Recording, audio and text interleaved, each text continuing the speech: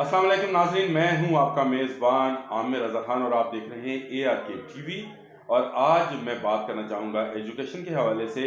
दो एक मौज़ूआत ऐसे थे जिन पर आपसे बात करना बहुत ज़रूरी थी और आपको इन्फॉर्मेशन देना बहुत ज़रूरी थी। एक तो UMT में एक प्रोफेसर के साथ जो वाक़या पेश आया और तलबा ने जो है उनको बुरी तरह तशद्दुद का निशाना बनाया। किसी मीडिया ने इसको जो है वो हाईलाइट नहीं किया और ना ही खबर दी, और शायद उसकी वजह वही है जो हम पहले से भी बात कहते रहे कि इश्तहारात जो हैं वो ख़बर को रोक रहे हैं।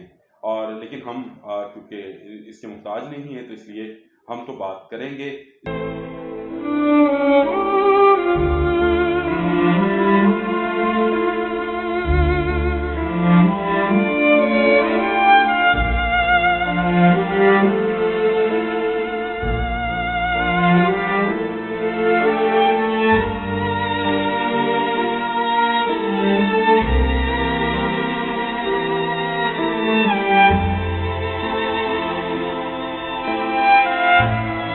किताबों की कमी होगी। जो पंजाब टेक्स्ट बुक बोर्ड की किताबें हैं वो इस वक्त मार्केट में अवेलेबल नहीं हैं। उर्दू बाज़ार में खुसूसन तलबा परेशान हैं, उनके पेरेंट्स परेशान हैं। और इन सारी बातों को लेकर हमने आज अपने स्टूडियो में दावत दी है। एजुकेशन रिपोर्टर हैं, काफ़ी सीनियर रिपोर्टर हैं, अकमल सुमरो। हम उनसे बात करते हैं। अकमल, सबसे पहले किताबों का मामला है। बच्चे परेशान हैं, ये कौन सी क्लासेस की किताबें हैं और अवेलेबल क्यों नहीं हैं?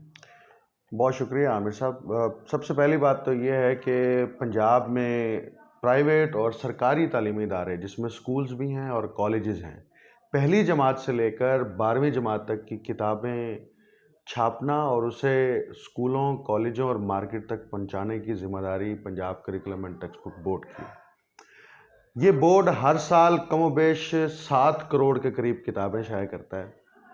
और अब इस वक्त सूरत हाल ये है कि इम्तिहानात हो चुके, प्राइवेट तालीमी इदारों में बिलखसूस नई क्लासेस का आगाज़ हो गया।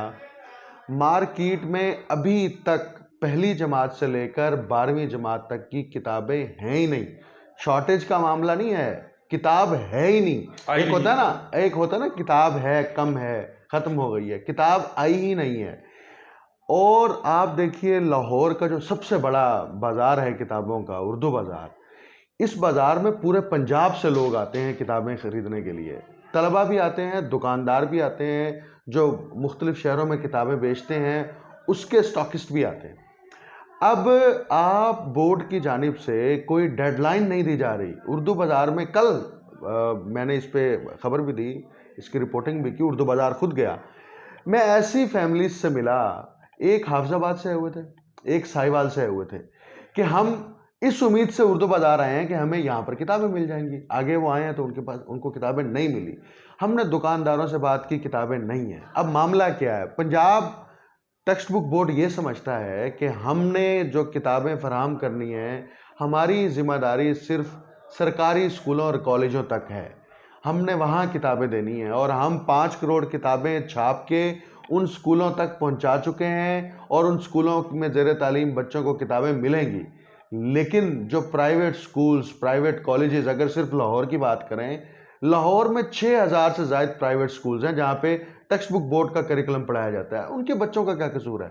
अगर सरकार के तालीमी इदारों में वो नहीं पढ़ते तो इसका मतलब आप उनको किताबें नहीं देंगे। तो इसका मतलब ये है कि ये रेड टेपिज्म जो है ये इसका निशाना बने बच्चे।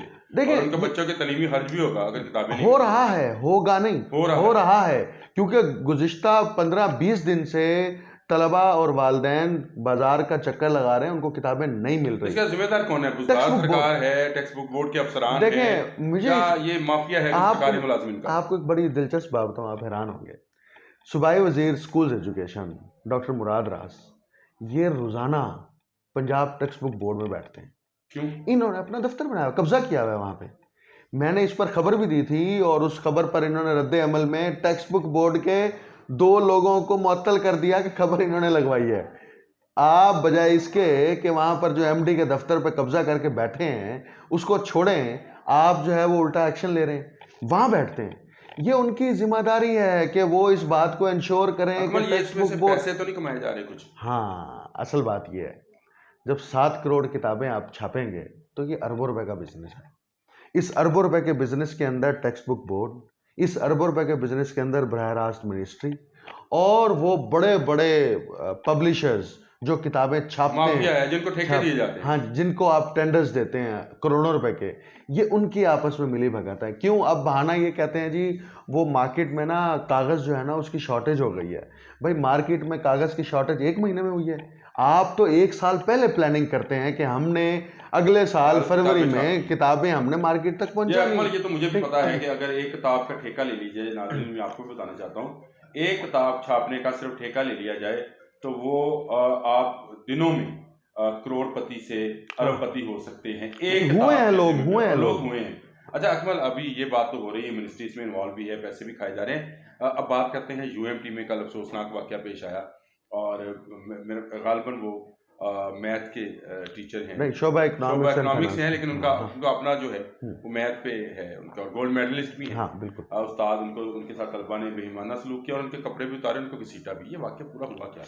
देखिए हमारे यहाँ ना प्राइवेट तालीमी इदारों का जो बच्चा है ना वो अपने आप को ताकत का मरकज़ समझता है, क्योंकि उसको इस बात का पता है कि ये प्राइवेट यूनिवर्सिटी या कॉलेज मेरी वजह से मेरी फीस से चल रहा है। क्लाइंट समझते हैं, वो क्लाइंट है, वो कस्टमर है, वो वहाँ का स्टूडेंट नहीं है, वहाँ का कस्टमर है। अब कस्टमर की डिफरेंट वो है ना, एक कस्टमर है जो मोबाइल खरीदने जाता है, एक कस्टमर कपड़े खरीदने जाता है, एक कस्टमर तालीम होता है, बदमाश भी होता है। हाँ, कस्टमर तो कस्टमर है ना, तो वो कस्टमर हैं और वो कस्टमर के खिलाफ कार्रवाई नहीं करते प्राइवेट तालीमी इदारे वाले। अब हुआ ये मामला कि आपकी इब्तदाई तौर पर तल्ख कलामी से बात शुरू हुई। जब वो उस्ताद कॉलेज की यूनिवर्सिटी की हदूद से बाहर यानी कि गेट से बाहर निकला तो वो बच्चों का जो उसकी क्लास के बच्चे थे देख रहे हैं जो शिद्दत के बाद की है। और हम आप देखें इसको, क्लिप ले लेकर क्लिप आ गया तो अकमल हम आपको दोबारा तकलीफ भी देंगे। देखें उसमें उस्ताद को आपने वहाँ पे घसीटा बारिश में, आपने उसके ऊपर कीचड़ डाली, आपने उसके कपड़े फाड़े, आपने फिर उसको बाकायदा तौर पर चौक में बिठा दिया कि इतनी तजलील और इतनी जलालत आप कर रहे हैं सिर्फ उस तल्ख कलामी से शुरू होने वाला कि आपने बच्चे को क्यों डांटा, आपने हमारे साथ जो है वो हमें नंबर क्यों नहीं देते, हमारे ऊपर सख्ती क्यों करते हैं। तो आप देखिए यूनिवर्सिटी खामोश है उस पर। अब तक यूनिवर्सिटी को चाहिए था कि तलबा की निशानदेही करने होने के बाद उनको ना सिर्फ सस्पेंड करती, डिसिप्लिनरी कार्रवाई करती, अपने टीचर को बुलाती, उसको हौसला देती कि जनाब हम आपके साथ खड़े हैं। कल को अगर यूएमटी के मालिक को ऐसे कोई बार पकड़ के यही स्टूडेंट्स मारना शुरू कर दें तो वो फिर ये क्या करेंगे? फिर ये इंतजार कर रहे हैं कि कल को कोई ऐसा वाकया हो कि हमें जो है वो सरेआम खड़े होकर इस पर हम आपसे मज़ीद भी अपडेट लेंगे। अब वक्त खत्म हुआ चाहता है और हम ये चाहते हैं कि इस पर जैसे जैसे अपडेट आती जाएगी हम आपको जो है इससे आगाह भी करते रहेंगे। उन तलबा के खिलाफ क्या कार्रवाई हुई, यूएमटी इंतजामिया ने इस पर क्या किया, इस पर मजीद भी बात करेंगे। अफसोसनाक बात यह है कि कल एम्बुलेंस तक बुलाने नहीं दी गई, यूएमटी की इंतजामिया इसमें मुलव्वस थी। उन्होंने भी एम्बुलेंस कॉल नहीं की, तलबा से वो डरते रहे। तो नाज़रीन आज के ARK में स्पेशल इंटरव्यू और खसूसी इंटरव्यू जो हमने अकमल सुमरो का किया और एजुकेशन के हवाले से बात की, इस पर इजाज़त चाहते हैं।